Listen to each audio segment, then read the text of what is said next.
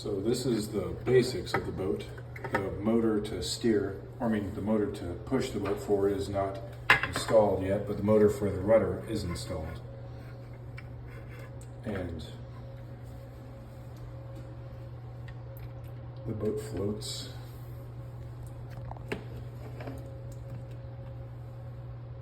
And the motor to the rudder moves.